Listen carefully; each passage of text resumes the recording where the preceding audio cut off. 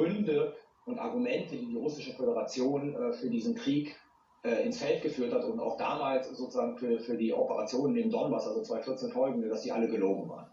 Dann hat er zunächst einmal wirklich nur darauf insistiert, dass es um den Verteidigungsminister und den Generalstabschef Gerasimov geht. Und erst nach der Rede von Putin, wo Putin sich sehr klar von ihm distanziert hat und ihm im Prinzip mit dem Tod droht, hat er sich gegen Putin gerichtet. Also letzten Endes hat er gar keine andere Wahl, weil derjenige, auf den er spekuliert hat, dass er sich darauf einlassen würde, Gerasimov und Shogoi zu entfernen und einen anderen Verteidigungsminister und einen anderen Generalstabschef zu intronisieren. Er hat sich gegen ihn gestellt und jetzt geht es für Prigozhin natürlich nur um die Frage Leben oder Tod.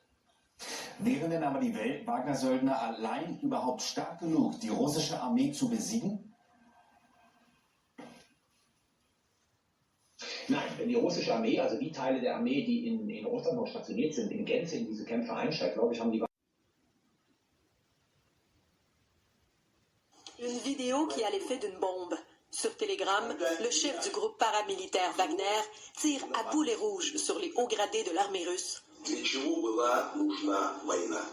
Quel était le but de cette guerre? La guerre était nécessaire à l'autopromotion d'une bande de salauds, dit-il, pour montrer à quel point leur armée est forte.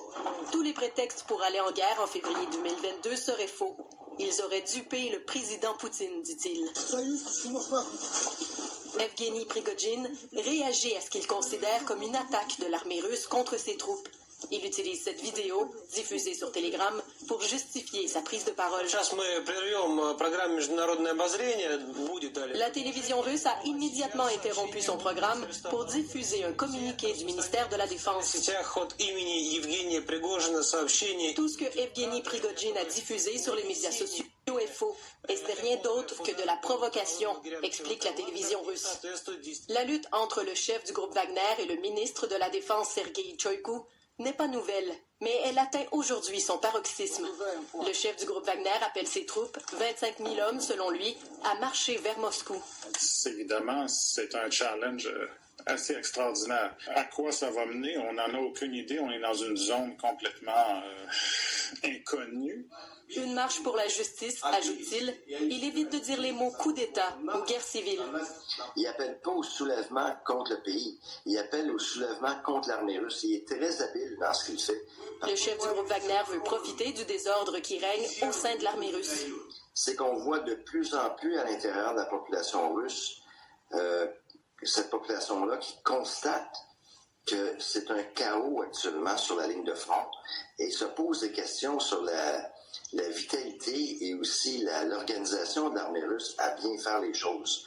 Alors Wagner, encore là, récupère cette situation-là pour la mettre à son avantage. Evgeny Prigozhin semble être prêt à y jouer sa vie. Cette sortie arrive au moment où la Russie force les combattants du groupe Wagner à être intégrés à l'intérieur de l'armée russe, ce qui semble hors de question pour le chef paramilitaire. Visiblement, il est aussi hors de question d'attendre les hommes de Wagner sont bronchés. Des camions blindés sont maintenant en route pour protéger les bâtiments gouvernementaux à Moscou.